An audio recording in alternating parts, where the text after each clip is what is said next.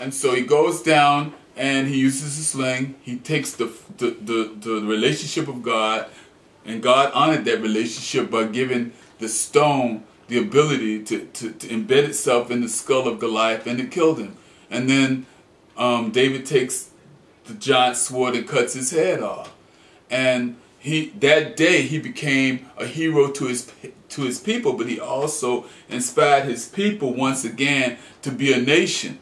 And he goes back up, and the king offers him all of these things. And actually, the king offered him these things before he went down the hill. What did he offer him? He offered him position. He offered him his daughter. Her name was Merab, which means increase, by the way. And he offered his parents the ability to live tax-free. How about that now? Imagine that then, and imagine that now. And so he becomes a great warrior, and he's put in charge of a lot of things. And he carried that integrity and that spiritual authority throughout. Now, the last issue is the issue of personal intimacy. And personal intimacy is an issue where here's a man who was put in a position to have a wife that the king was going to give him. Well, as fate would have it, King had an issue because Saul had an issue because even though he was the king, he had no relationship with God. He had already given away his title once he brought the Amalekite king to his stronghold for ransom, and having not fulfilled the edict of God in killing all the Amalekites and killing everything that lived, he didn't do that. So when Samuel came, he actually came and cut the head off of the Amalekite king.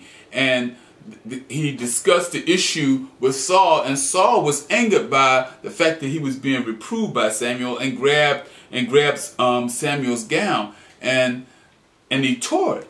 And Samuel prophesied that right in front of his face, that since you've torn my gown, this is the way the kingdom is going to be torn away from you, because God has a man after his own heart, and you're not him, because he was more or less captured by what people thought, not what God thought.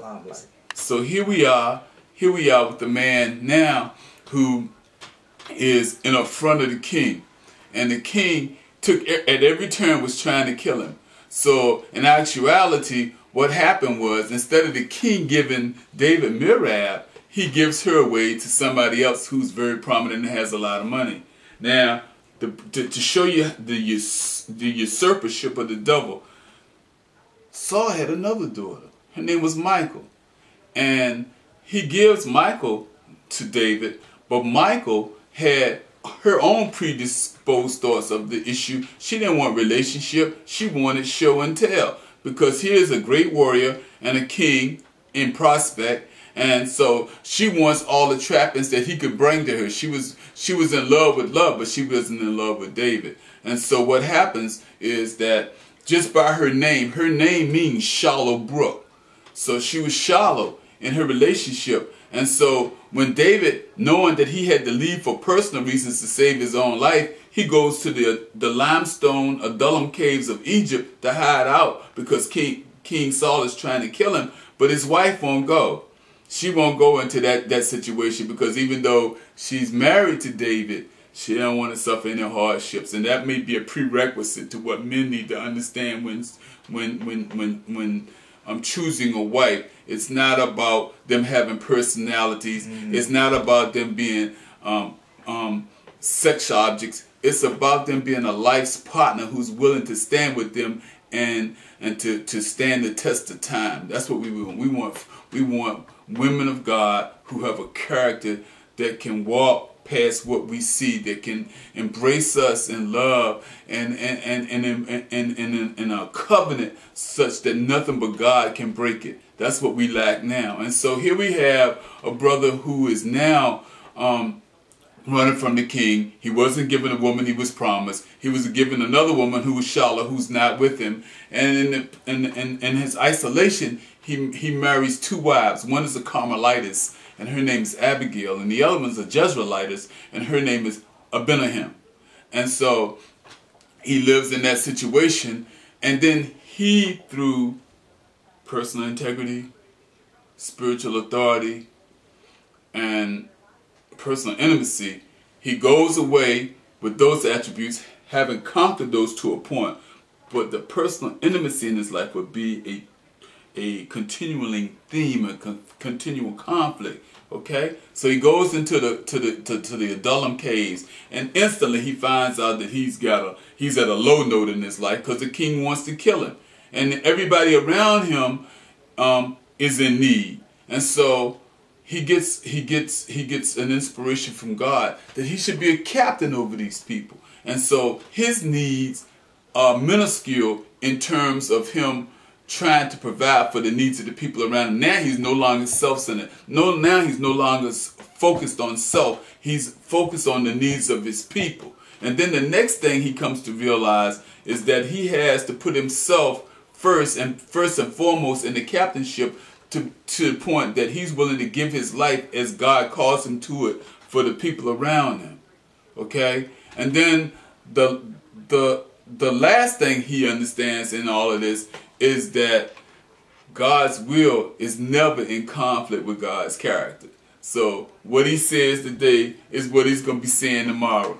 You know, it's not going to be a God of change like we run through fads. And so David comes to understand this. And then it goes to the next item. And the next item is Hebron. And how we, taking an example out of David's life, you know, how we too often are willing to give over to failure. You know, we just give over to it. But what we should do is to fall forward in that failure and learn from it and go on. There's nobody out here who hasn't failed.